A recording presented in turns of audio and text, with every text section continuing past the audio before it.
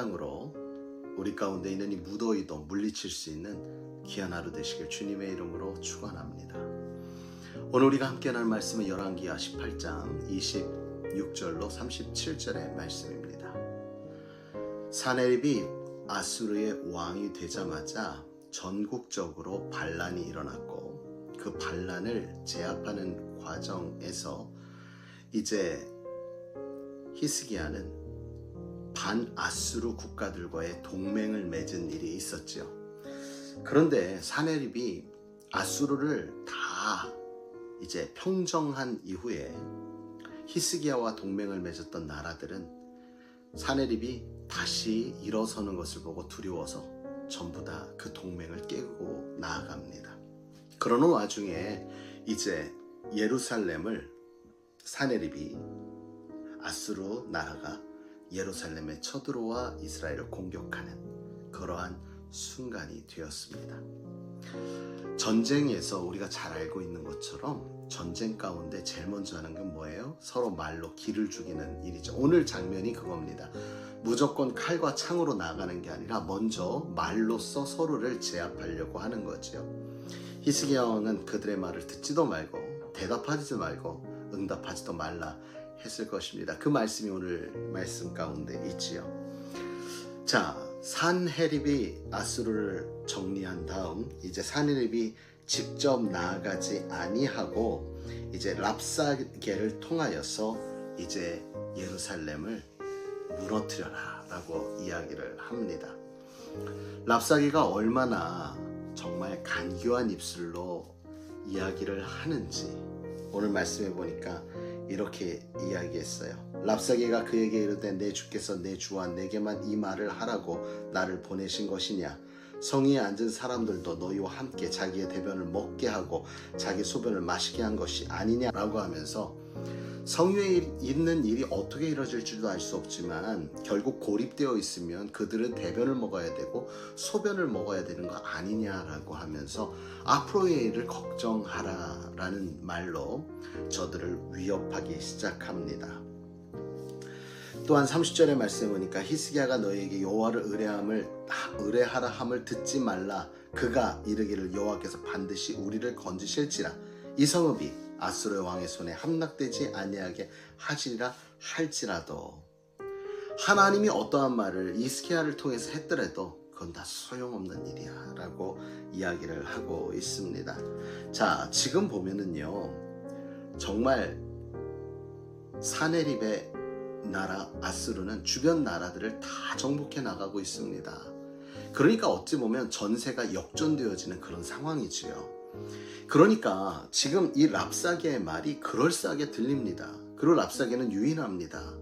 너희가 잘 내 말을 듣고 따르면 한 나라를, 한 지역을 내가 너희에게 줘. 그곳에서 너희가 평화롭게 살 수 있게 하겠다라고 32절에는 이야기를 하고 있지요. 여러분, 어찌 보면 달콤한 말같이 들릴 수가 있습니다. 그러나 우리는 분명히 기억해야 합니다. 우리의 삶을 살아가면서도 이렇게 세상은 우리를 유혹하려 듭니다. 우리를 넘어뜨리려고 합니다.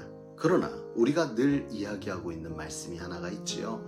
이것은 다름이 아니라 무엇이냐면 우리는 하나님의 말씀에 순종하는 삶을 사느냐 거역하는 삶을 살아가냐, 이거밖에 없다는 거예요. 우리의 인생에 하나님의 뜻을 따라가는 것은 순종이요, 하나님의 뜻을 살피지 아니하고 내 뜻대로 살려 하는 것은 불순종 거역이다라는 것입니다.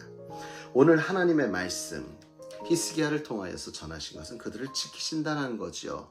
그리고 이제까지 히스기야와 함께했던 모든 순간에 하나님은 히스기야를 도와 이기게 하셨습니다. 이스라엘 백성들도요, 모세와 함께하는 거리에서 모세와 함께 출애굽하는 그 중에도 하나님의 살아계심과 하나님의 승리하심과 하나님의 문제 해결하심을 보았습니다. 보았음에도 문제나 어려움이 만나지면 바로 그들은 하나님을 외면한 채 살 길을 찾으려 발버둥 쳤던 것을 보게 됩니다. 우리의 가는 길이 고르지 아니하고 조금 울퉁불퉁할지라도 우리를 이끄시는 하나님을 믿는다면 나아가야 되겠지요. 그때에 굴곡진 길이 평탄한 길로 바뀌는 놀라운 역사를 경험하게 될 것입니다. 그러므로 사랑하는 성도 여러분, 세상은 우리를 유혹하고요. 좀 더 쉽게, 좀 더 편하게 라고 이야기할지 모르나 좀 불편하고 좀 어려워도 하나님이 원하시는 뜻을 따라 살아가고자 하는 몸부림이 우리 안에 있어야 할 줄 믿습니다. 그러므로 우리는 살면서 하나님이 무엇을 말씀하시고 무엇을 원하시는지를 날마다 우리는 돌이켜 보아야 합니다. 지금 이 랍사게처럼 아무리 세상이 떨어진다 할지라도 그래도 우리는 날마다 하나님의 뜻을 우리는 기다려야 합니다. 그리고 중요한 것은요, 아브라함이 갈 바를 알지 못하고 나아갔습니다. 그런데 흉년이 되어져 있는 이스라엘, 그 가나안을 보고 아브라함은 여기가 아닌가 봐 라고 생각하고 적과 꿀이 흘러보이는 애굽으로 향하지요. 그 애굽으로 향하면서 걱정거리가 생깁니다. 근심이 생깁니다. 자기 아내를 와이프라고 하면 자기를 죽이고 와이프를 취할까 봐 너는 내 누이다 라고 자기 아내를 여동생으로 속이지요. 자, 그렇다면 한번 볼까요? 아브라함이 애굽으로 간 것은 불순종일까요? 아니요. 애초에 하나님께서는 아브라함의 인생에 갈 바를 알지 못한 채 나아가게 했습니다.